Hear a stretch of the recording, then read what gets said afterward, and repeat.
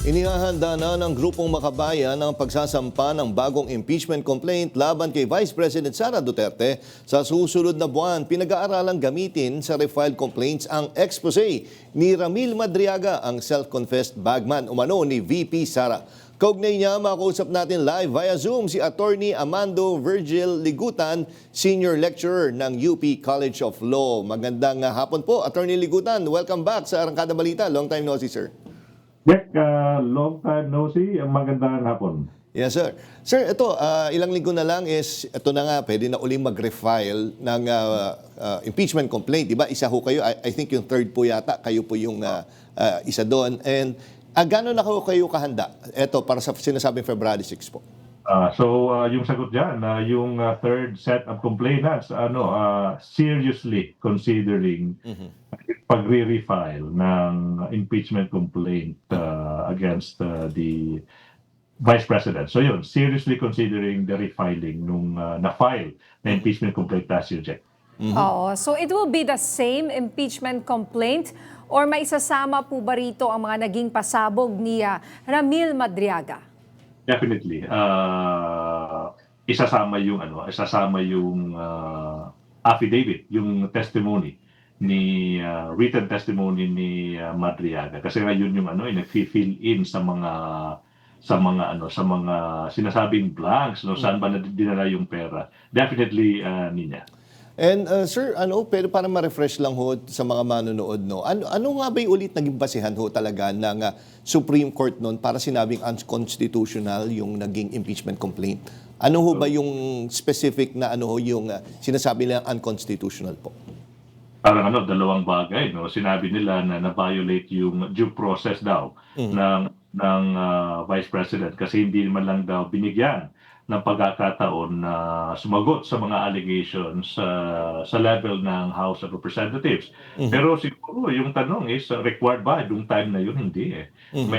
May case tayo, Francisco case. Pero yun naman yung prevailing at that time, last year. Diba? So yung tanong siguro, sinunod ba ng House yung proseso, yung requirements that were prevailing at that time?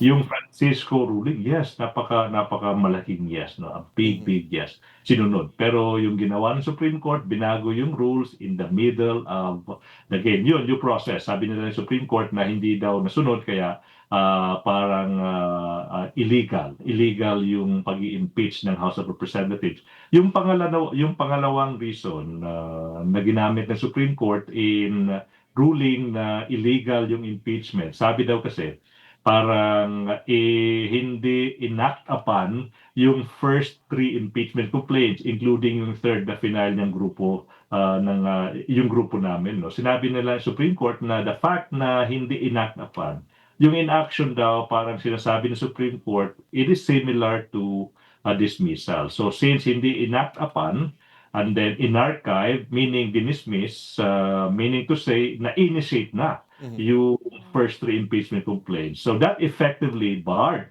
yung pagfa-file ng 4th impeachment complaint na yun yung final ng House of Representatives. Of course, we don't agree with that. Sabi ko naman, I've been telling the public, andun ako noon I was there I had a front seat while history was unraveling.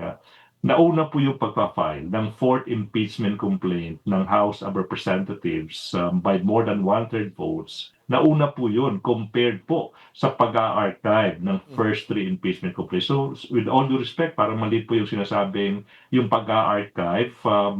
Yun yung reason ba't na-bar yung 4th. Nauna yung 4th kaysa yung pag-a-archive ng first 3. Anyways, yung mga bagay na yan, Jack sa kanina, ito po yung mga arguments namin na nakasulat po sa aming motion for reconsideration together with, I think, parang 5 grupo yung nag-file ng motions for reconsiderations, pero unfortunately until now, hindi pa, wala pang ruling from the Supreme Court. Siguro yung tanong is next, Jack sa kanina, ano yung magiging epekto, di ba, ng pagpa-file ng 4th impeachment complaint? Magiging smooth and academic ba yung MR, yung motions for reconsideration? Unfortunately, yes. Okay, parang yun isang bagay yun, parang yun yung unfortunate event. Pero you know, Pag in the unlikely event naman na kahit nakasalang na yung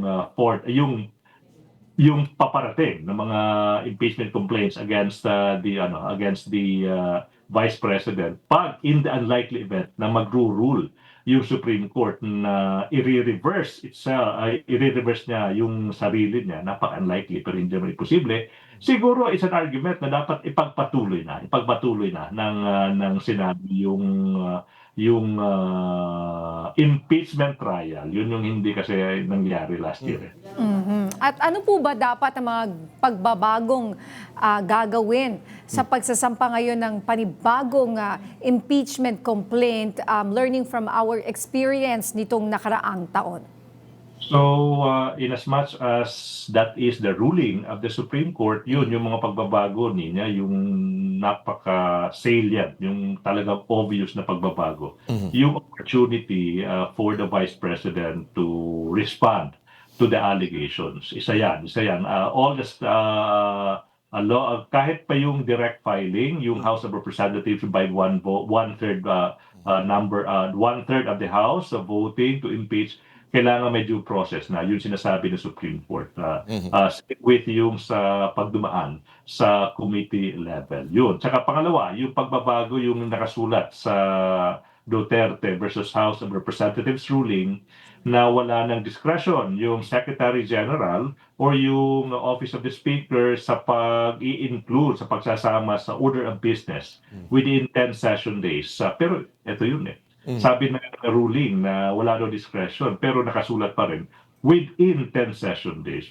Parang hindi naman, no? Diba? Sabi walang discretion pero dapat pero so long as within 10 session days, parang okay pa rin, di ba? Opo. Pero isang bagay na yan, medyo hindi ko masyadong maintindihan yung part na yan. Okay. Saka yung dapat mabigyan ng sapat na pagkakataon yung each member of the House na dapat suriin, basahin yung complaint tsaka mga ebidensya nakasulat tsaka yung isasama sa impeachment complaint. Ito yung mga salient points na sabi ng Supreme Court dapat sundin sa mga paparating na mga impeachment complaints against the Vice President. The earliest will be February 6, Jack sa kanina.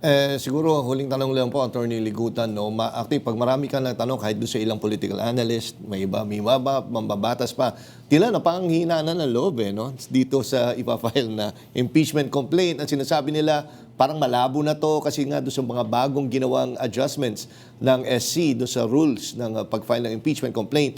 Tsaka nandiyan yung sinasabi, malapit na daw yung election kasi sa 2028. So ano pong masasabi nyo doon sa mga tila parang nawawalan na ng pag-asa na wala na to? Or kung hindi nawawalan ng pag-asa, yung iba nawawalan na ng gana. Yes, oo. Opo. Ano po ang masasabi nyo doon? I think that is an unfortunate fact, no?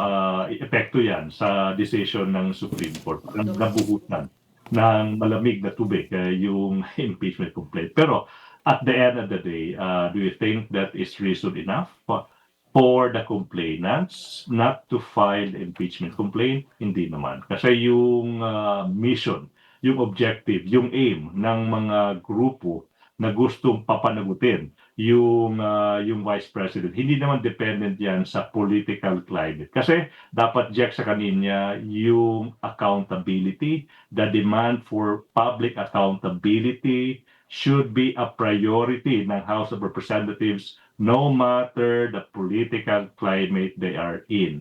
Yung pagpapanagot ng isang Vice President for her infractions hindi dapat nakabase, hindi dapat depende yan sa ano yung political climate at the time. Kasi pag that is the case, pwede na rin natin i-erase, i-delete yung nakasulat sa Constitution that a public office is a public trust. Might as well get rid of that provision in the Constitution kung magdidepende sa political climate yung pagpapanagot sa isang Vice President ng bansa. Ninya sa Kajet. Alright, maraming salamat po, Attorney Ligutan.